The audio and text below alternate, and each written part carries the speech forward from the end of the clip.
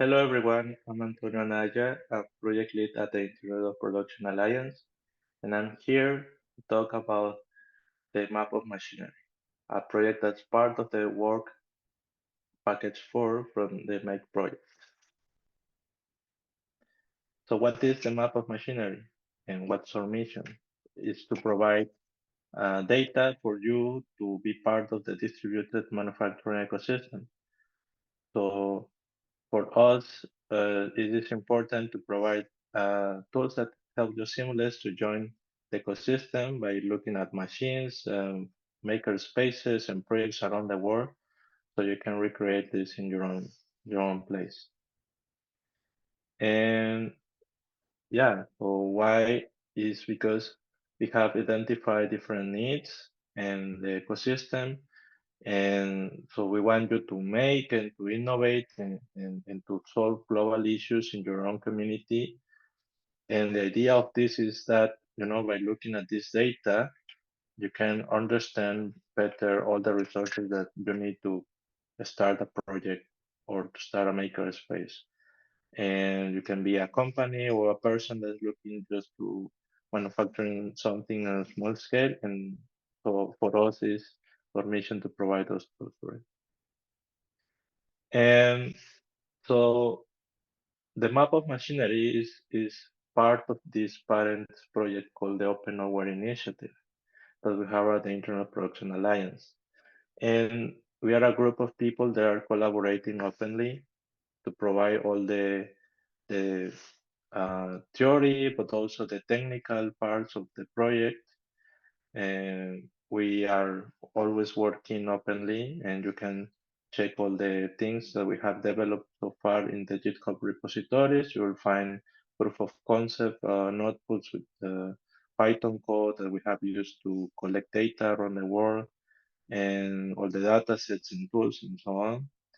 And so I'm talking about data now. The data that we have been collecting, it is coming from different sources, and the data that standard have been developing as part of the map of machinery project and the Internet Production Alliance Open Nowhere. It is coming from the FAIR principles, which stands from findable, accessible, interoperable, and replicable. And we are aggregating a few more things to this data, like GDPR compliance for privacy. So you have to know that once you share information, we are fully compliant with GDPR, and our process is very open and transparent. So it means that we make all the tools open source, so you can recreate at any point all the data and have the same results. And we focus on use cases and usability. Um, so we have shared the why, and the what, and so basically our mission is that we have all this data, and we have talked with the community through many interviews by going and visiting places, and we have identified in the group these four scenarios or use cases. And the first one, most important, is the disaster response, which comes from what happened during the pandemic maker response, where people around the world were um, offering face masks and respirator units and all sorts of different solutions that were difficult to find because supply chains collapsed during the pandemic. And also, we have identified the need for having the stable income for some people that's looking to self-employment, or governments looking to incentivize innovation by opening maker spaces. So we have also this economic development use case. And for makerspace education, the third scenario, the idea is that once we have all this data, we could use it to showcase different like maker spaces around the world and the idea of you having these opportunities to recreate what they have done to be a successful maker space of Fab Lab, so you can recreate the same in your own place.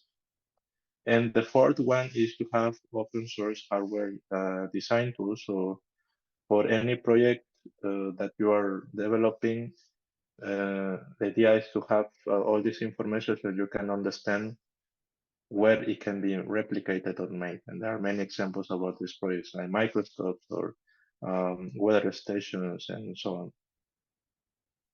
And so how do we collect this data? And for what we do with the data basically is that we select from our partners, or we reach out different organizations around the world.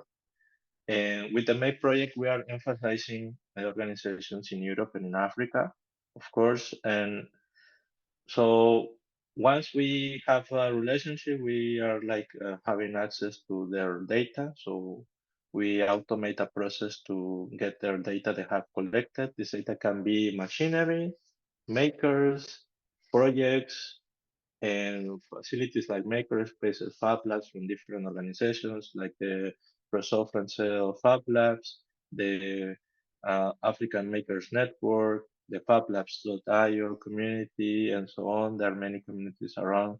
And so basically we just collect their data, and once we have all the data, we need to clean it because we receive so many types and so many different shapes of data that we need to process, so to make sure the data is reliable, like we said on one of our principles. And the next thing is to use a standard that we have been developing, the distributed manufacturing resources. The specification is online. Also, you can check this on the GitHub repository and in the web page. And the idea is that we have all the data together so we can analyze the data and give insights about how maker spaces distribute around the world, what kind of projects are more developed in some regions of the world, and especially now emphasizing in Africa and Europe. And so what is up now is working is these two like very early prototypes of data collection tool. You can find it there at that internet address there. And the idea is that we have this form to collect data about facilities and inventories. We have automated different parts of the process, like the machinery data collection. It works by using this list of machinery we have developed over the months, identifying machines around maker spaces. We make this list so you can collect this information.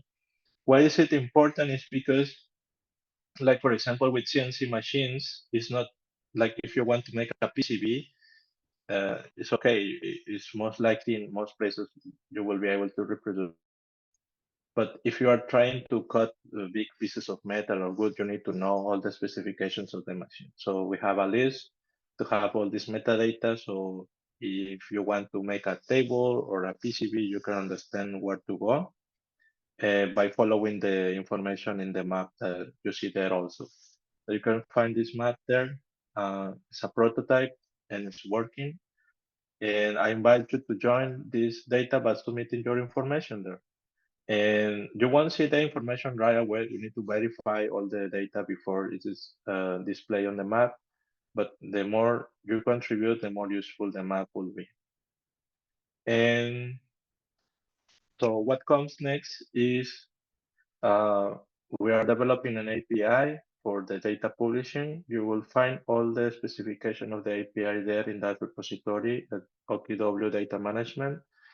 We're developing also an MVP following the use case of the disaster response. And the idea is that we provide a tool that will give you all the information necessary that you need, like materials, machines, locations, and vendors. In case that you need to recreate something, all the information you will have this in a in an Excel sheet, so you can have all this offline and on maps and all the guidelines on how to develop your own network. And so this tool is an MVP and it will be soon available. The also we have an upcoming working group session in June, and I invite you to come to this working group session so we can have your perspective and listen data. So if you have more ideas, please engage in the community. We are there at community internet production.org. If you have any ideas on how to modify the code, your Python notebooks, or you have more maps, please reach out to us on GitHub. And we are inviting especially makers from Africa, so we can have more of the maker perspective there in Africa. And thank you so much for everything.